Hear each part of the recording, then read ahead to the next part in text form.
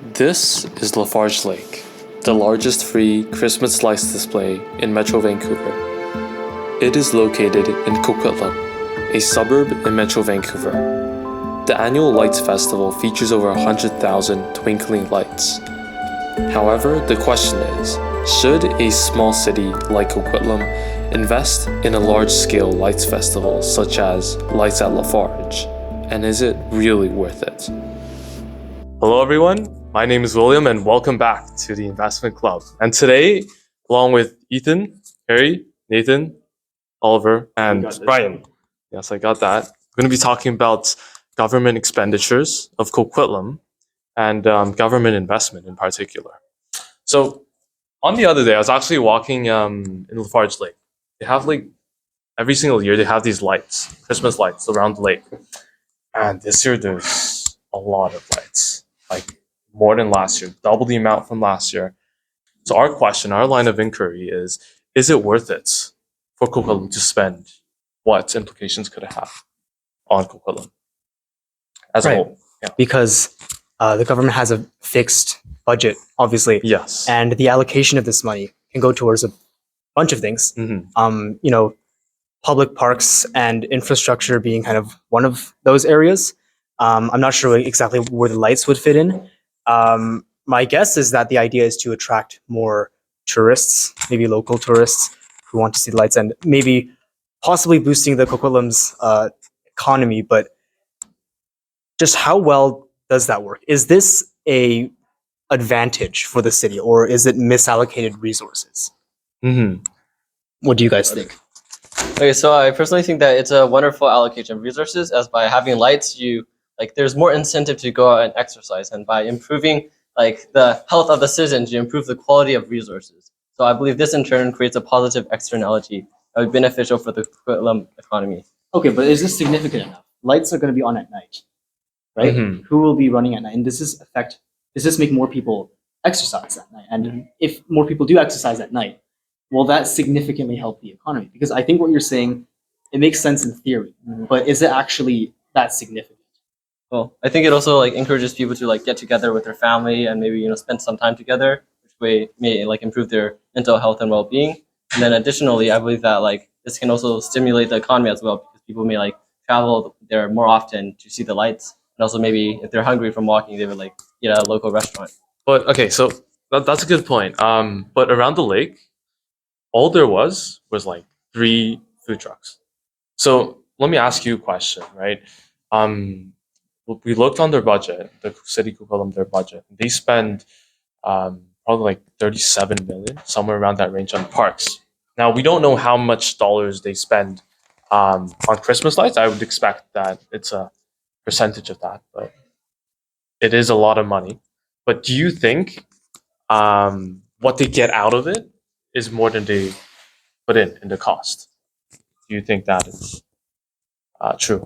I think monetarily it might not be. You might, if you put you said 37 million, you might not be getting 37 million out. But I think there's also other benefits, like Ryan said, right? You make people happier, right? It fosters a sense of community, and also just in general, it makes the city a more enjoyable place, which I think is also very important. Since yes, you have that money, but if you allocate it to somewhere else, it might not make as much of a difference, right? And instead, you are able to make the overall other people's impressions of the city better, right? Because we have a lot of different parks, not just the lights, right? Yeah. We have Money Park, we have Walton, we have, of course, Lafarge, right? And these are all big parts of the community that people go to daily, and there should be some expenditure on them, right?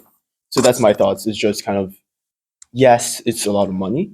Also, at the same time, I think it's good because, like Ryan said, it helps everyone. But let's just focus on the lights, though. Let's we know that the parks, they're pretty there's a lot of parks in Coquitlam. They do spend a lot of money on maintaining those parks and refurbishing them from time to time. But on the lights, let's just say it was because when you go to a department store, Mhm. a ring of lights, like a pretty small patch of lights, costs $50 or something. they're pretty expensive. And when you think of Coquitlam, Farge Lake as such a large scale lights demonstration like that, Oh, probably costs like $1 million or something. that's fair. But then Yeah. also, at the same time, I also would think about how they're going to reuse the lights. A portion of it is going to be reused over 5-6 years, right? So maybe they pop $1 million into it today, but in reality, they're going to use it for 5 years. So they're only putting in 200,000 this year. If you look at it That depends. in like over time, right? Because there are lights that are going to be like wasted, and there's just lights that are going to be broken. Yeah, and you can also think like in the Lower Mainland, there are a lot of people who like, don't really know about Coquitlam and they haven't come here before. So if we put the lights up, there'll be a lot of people who will come to Coquitlam and see. Maybe they'll think, "Oh, it's a nice place," and maybe they'll come back later. Maybe they can like go to a restaurant and spend some money. That will get some of the money back, and also like make Coquitlam more known, and it'll also make it a better place to live for us. So it's kind of like I guess having good impression, basically, to the people of Metro Vancouver, basically, which encourages them. I guess like for example, if you're walking at night and you're getting hungry, you buy something to eat. That's small, but if they have a good impression of Coquitlam and they think this is a really nice place, I want to move there. I want to buy a house there. Is that where the most value is at for Coquitlam? Do you think? Okay, so first I want to like tie back to like what you said about like the cost of the lights. Yeah. Like increasingly, like in these last few years, they put a more increased focus on like sustainability and like using recycled lights, or maybe like I believe they use like plastic bottles and then cut them off and then put like lights in them. So that was like focus like on sustainability and then like reusing resources. So I believe that like as like the years go on, like the average cost per year would go down. I actually have an anecdote about the appeal of moving to Coquitlam.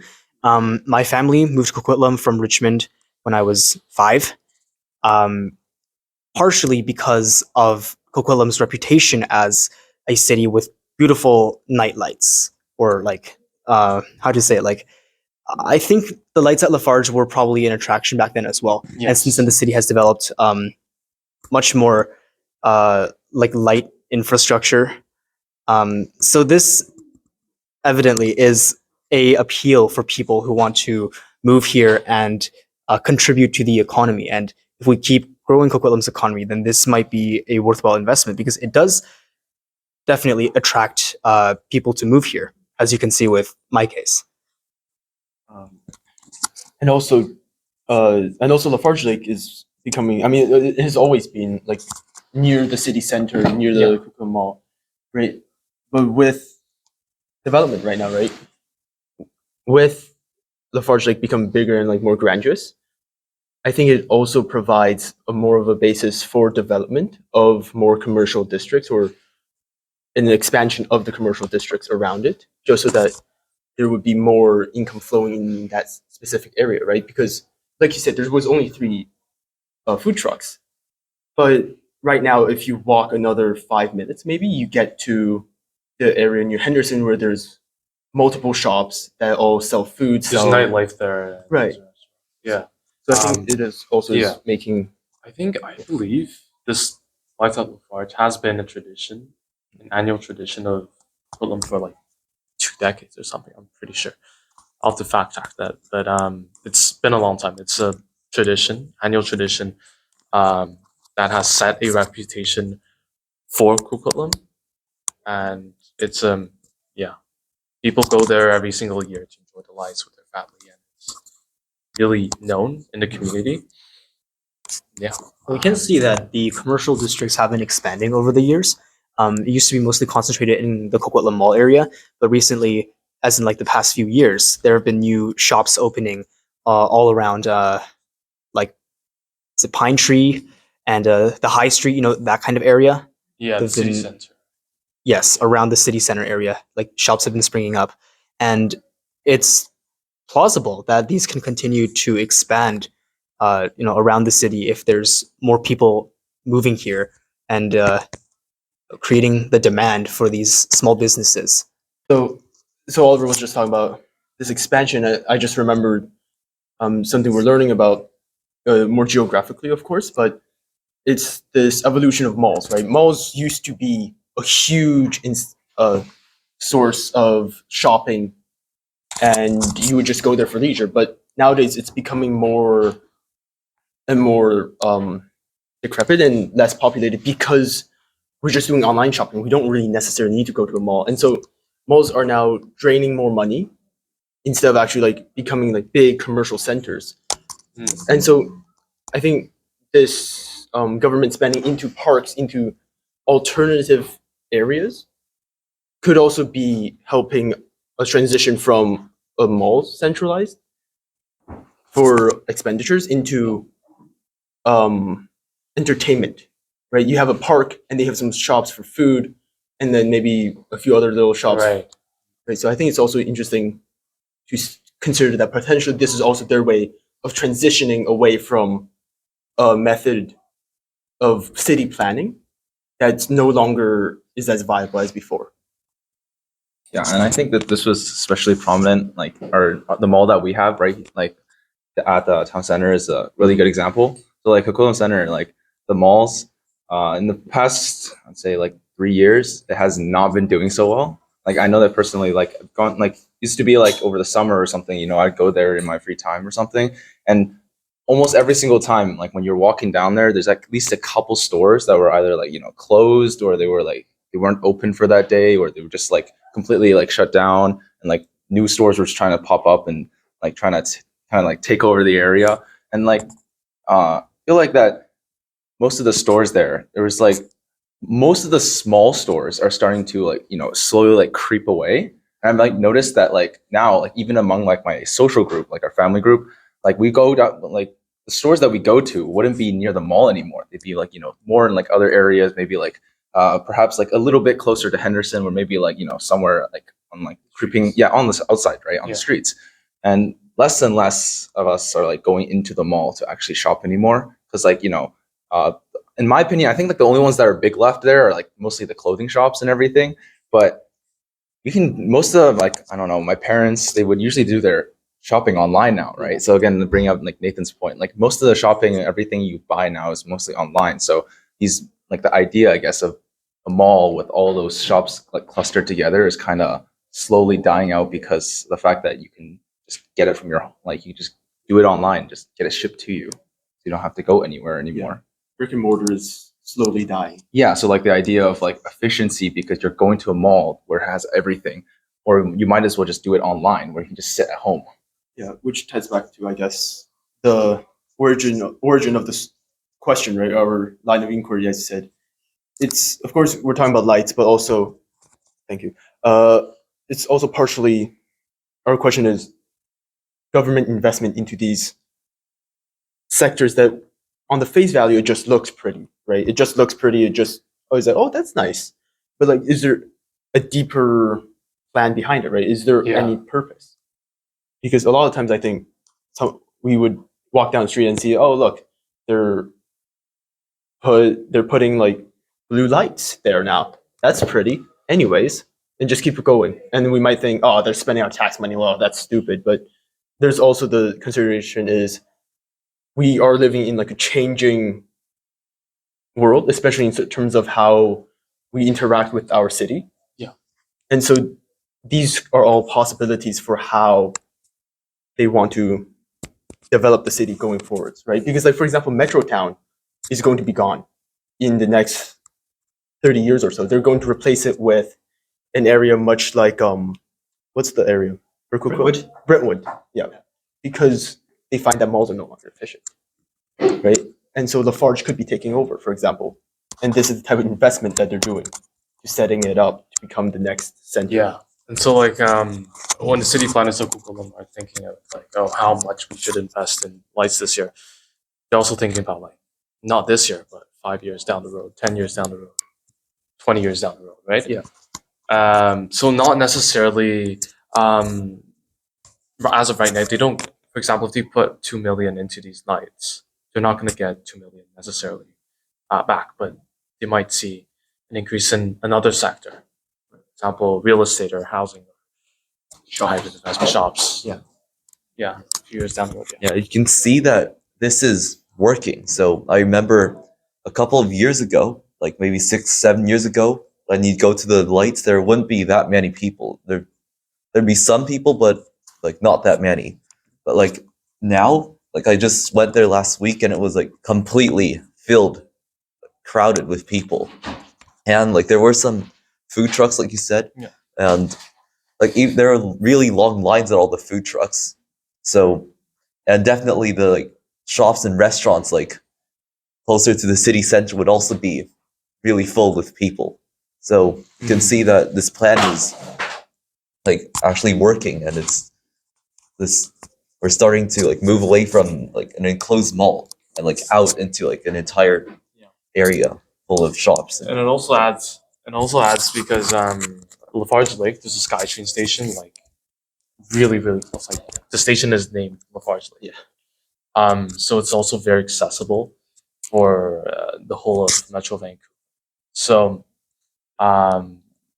there's a lot of publicity like every single year about the lights at Lafarge. It also makes it better because it is even more accessible than some other areas. Because I know Capilano, they also do the lights, but to get in, you have to pay $60, and Farge Lake is free. And you get all these wonderful lights around the lake. Yeah, so it's just like, I guess just in general, just all these like these lights and all these events that they've been putting up are kind of more like investments for Yeah. like trying to gain more traction in other sectors with the kind of like sacrifice almost of building up like like Lafarge Lake as kind of like the central hub.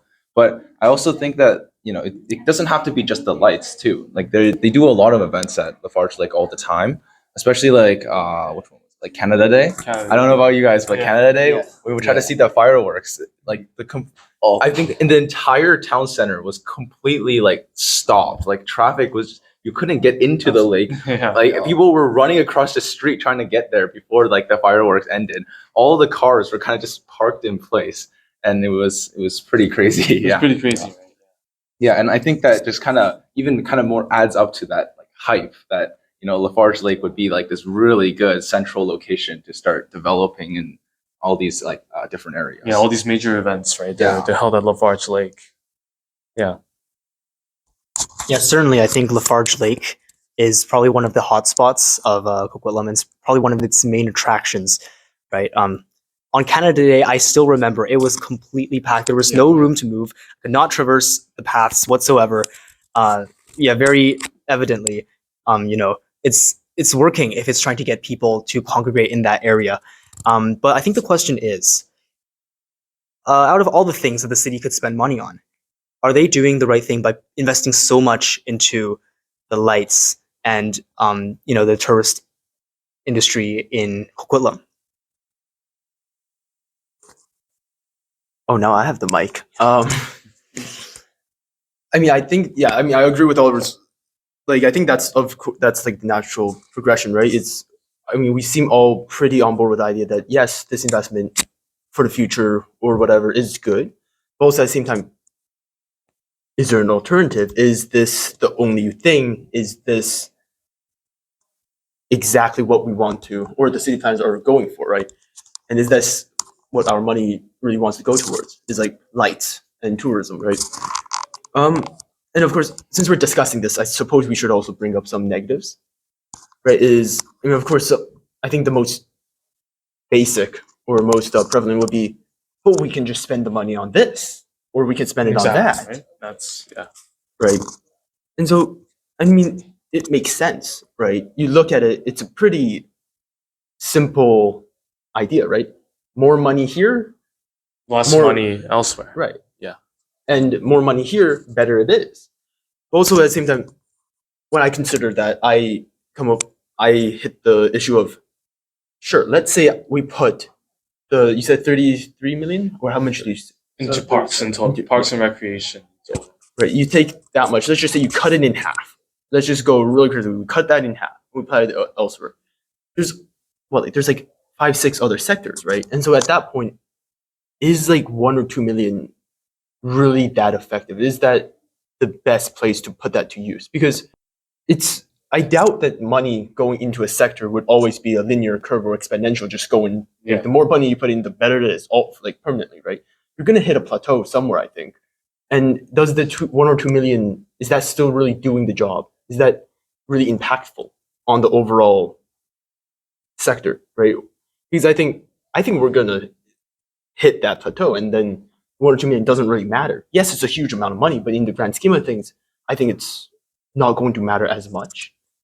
Which is why I think these lights, the investment into these lights, if we want to call it that, is not as big of an issue as at face value, perhaps.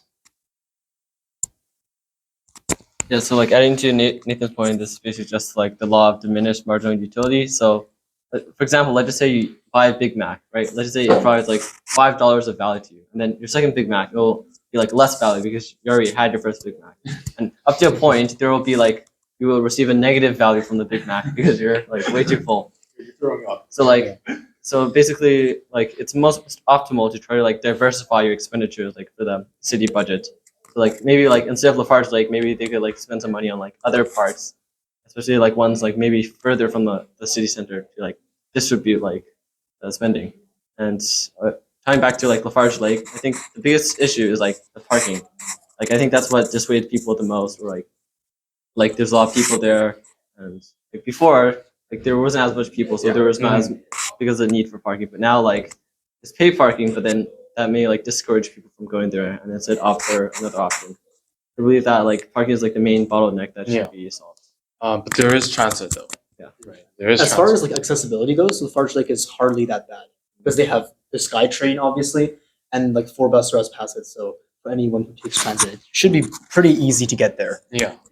Though at the same time, Coquitlam is growing, so there could be an argument made that yes, it's sufficient right now, but like Ryan said, we should perhaps look into that, right? We should look into maybe getting some more parking spaces, getting alternative methods of travel into the area. Because, like for example, I live I think 20 minutes walk away, 15 or so, which is not a lot, right? So we just opt to walk in because it's just such a mess in that general area every year, and right. So, and that's not an option for other people who live a bit further away, who like maybe are 30 minutes or 45 minutes walk away, Yeah.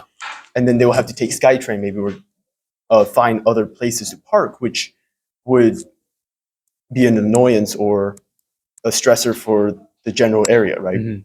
So I think Ryan makes a good point of the money to lights. We could really just put it to not specifically lights, but also just the overall parks experience. Yeah, and Lafarge Lake is a pretty central location, but there's also like other parks such as Mundy Park, right? They don't get there's not a lot of events at Canada Day or in the winter, for example, and that is I would consider in another part of Coquitlam, right? It's on the other side. It's like on a hill. So do you think that that money spent into Lafarge Lake, for example, that because there's so much money you spend into Lafarge Lake, it has the biggest events, biggest cultural events throughout the whole year. Do you think that could have been like distributed among other smaller parks? Do you think? Yeah, I think actually it's really difficult to, especially nowadays when we have like everyone's just huddled up in their homes, right? And like when you have nothing to do, you still huddle up in your homes. It used to be like people, when you have nothing to do, you go outside with your friends or something, you go to the mall. Nowadays everyone's just at home, and it's really difficult to kind of still garner that feeling of culture, and then like inclusiveness. So I think what Lafarge Lake has done is actually really impressive already, because it's really difficult. And in fact, because I live right next to a Mundy Park, in fact, I know that they actually do hold events there, but it's not as popular anymore. Like it's only like the really local people within like 1 or 2 blocks that go Right. there for the event, and it's not as widespread anymore. So like they can't really it's like all like the events information and everything. They're not really that like spread out as much, and it's really difficult to do that too. So I think that like it's all about kind of like improving that kind of feeling of like culture rather than perhaps maybe putting more money into the events, because like something like Lafarge, I feel like it's just developed a long time over the years, But then if you try to do something suddenly at like a different place, like Mundy Park or something, it's really difficult to try to get more people and garner more attention. And I think that's kind of something that Farge must have like gone through the first couple of years, where like I think it's like the first couple of years they made it, they had like the parks and everything. I remember going there and it wasn't even that bad. But then it was only like in the recent years that like, things started blowing up, right? Like and then they added more parking lots and everything. So like it must have been that like it was difficult to get it, and once it got going, then things started to pick up. So yeah, and it took an investment. So it took a couple of years. Yeah, the difference between Lafarge Park and Mundy Park is that Lafarge Park has a lot more accessibility, as previously mentioned, but also it has a lot of like playgrounds and stuff that make it an attraction for like children and stuff, and also it has like a track and a field, so it just in general it has a lot more facilities than Mundy Park. So I feel like that could be like possibly a reason why it's so much more popular.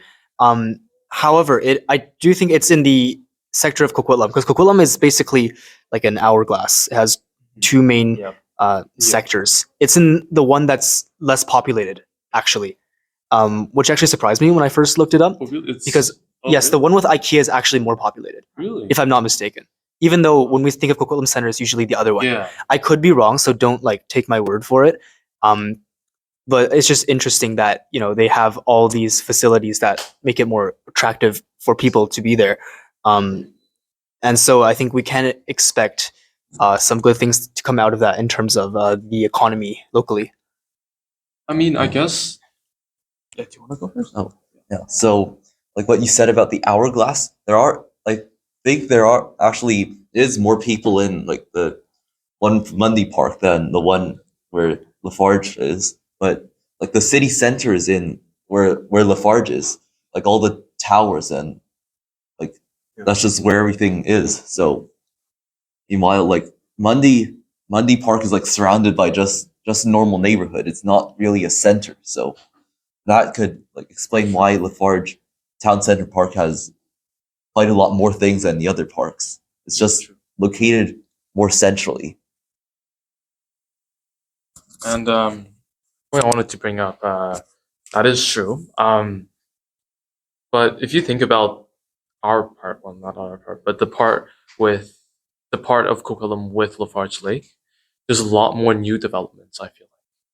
If you take a look at the houses and compare their ages with the houses around Mundy Park and the developments near Lafarge Lake, or even if you go up Pine Tree Way, for example, go up there and compare the ages of those, even like Berg Mountain, for example, that's a new whole area right in Coquitlam. So as I mentioned before, like a few minutes before, I said how like Farge Lake is often like it might have been even like an attraction for people to move into Coquitlam, and there's not a lot of new developments in like the bottom half, the southern sector of Coquitlam, Yeah. compared to the northern part, right? So that's another point, I think. So I mean, I think the general consensus is that the money put into the parks, into Lafarge is good, right? There's a lot of possibilities. It's not just the face value of just pretty thing. There's actually deeper meaning. There's other purposes and some thought to it, and also that the light specifically is benefiting the overall community. I think that's our general consensus. Yes. And that the city planning development of the area is not just quite that is clear cut. And I think that's kind of what we've covered. Does anybody have anything to add on? Yeah. That's good. Well, all right. Then I think we're done. I didn't close the mic this time, which is good. And yeah, thank you guys for joining us. Thank you to all of you guys. And yeah, if you have some time during the winter break, make sure to go see the lights. It's amazing this year. Yeah, we should. Yeah, we'll see you next time.